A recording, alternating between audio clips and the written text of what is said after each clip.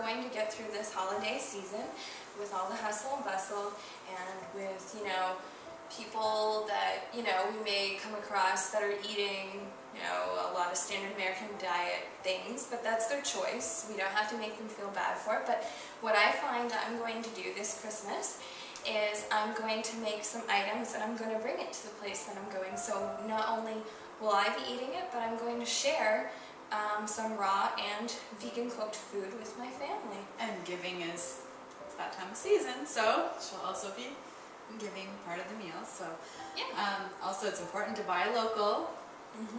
Buy your gifts locally. Don't just buy to buy junk. Like, just, you know, try and be creative. Make something.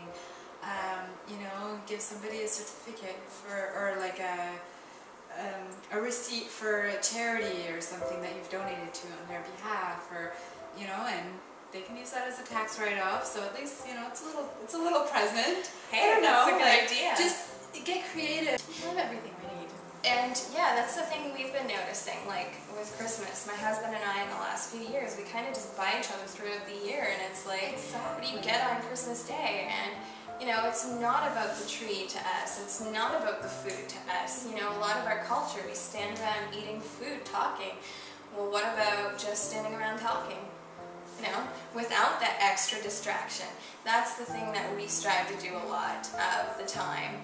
And so, you know, even with our families, and, you know, with that extra distraction, you don't get as close, I find.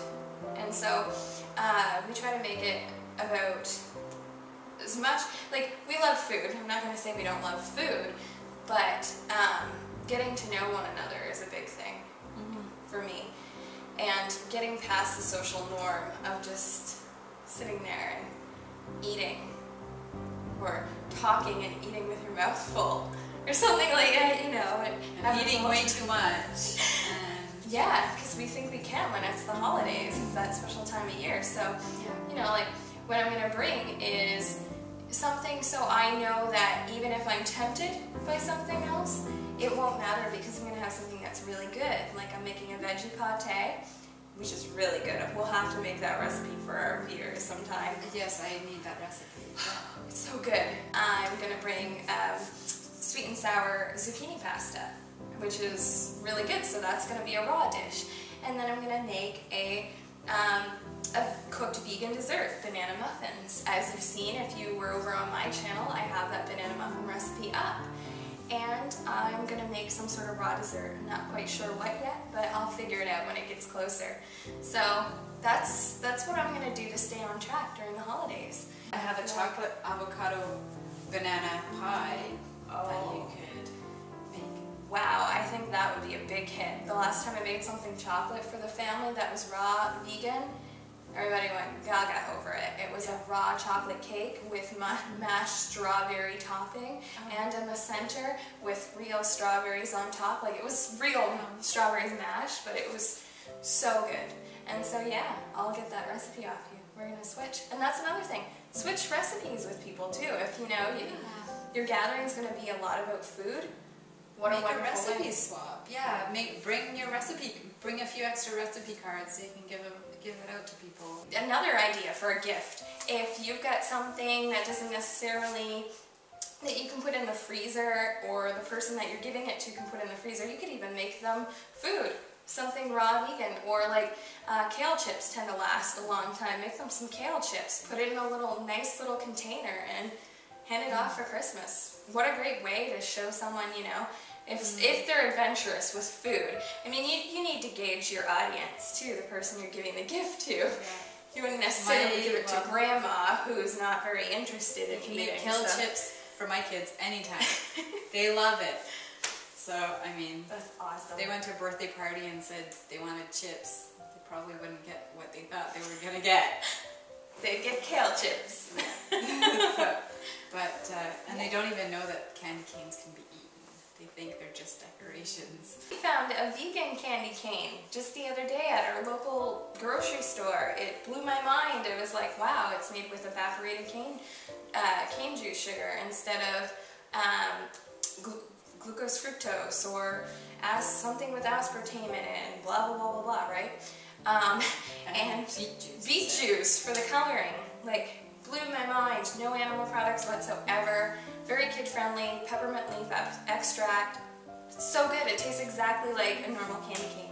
I used to live in northern British Columbia, where the closest town was an hour and a half away, and you're only about 15,000 people, so yeah, you're pretty limited. If you don't have what you're looking for, you know, if they're out of broccoli at the grocery store, you're not going to get broccoli anywhere, so you have to wait till the next shipment. You can't just go to the next grocery store because it's an hour and a half away. I guess if you can't find something too, you can get it online.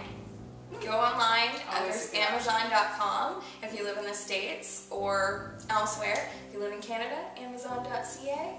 You'll find what you're looking for there. So yeah, unless you're looking for mason jars and they don't send them from the United States to Canada. But you can find them at Canadian Tire. Yay! Where you're stressed out at Christmas too, up your B12 intake as much as you can and have more probiotics so that your body can function through times of stress. That's the biggest thing. And even if it's not a bad stress, because Christmas isn't necessarily a bad stress, go to the mall, it might necessarily turn into that. Yes, exactly. I was in there today just getting pantyhose and it was extremely busy. So stay tuned in the next upcoming year. We're going to be making, like we said, Richard Black, some veggie pate, you know, might have some other tricks up our sleeves. Yeah. You'll probably be following me along on my pregnancy. Definitely. And oh, I forgot to mention, I have a new client. Her name is Tara. You might have saw me mention her on the RawBroads site. She's one of my friends. We're also going to be following her along on her journey through weight loss and health and fitness and everything, and I'm going to join her. I'm going to join her. More support. So yeah, we're just going to book through this. You're going to see a pregnancy. You're going to see someone going through weight loss, through detox, the scary side of, you know, the raw food diet. But no, it's not that scary. I'm just kidding. You just got to book through it, and that's the biggest thing. And so yeah, you'll meet Tara in the new year, and you'll also meet someone else later on in the new year. Yeah, and you'll see us just trucking along and just trying to keep sane and all of this insanity. So yes. So again, Merry Christmas and Happy New Year.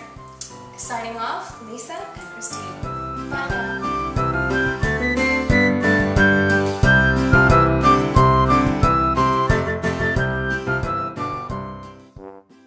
Most importantly, wishing you health.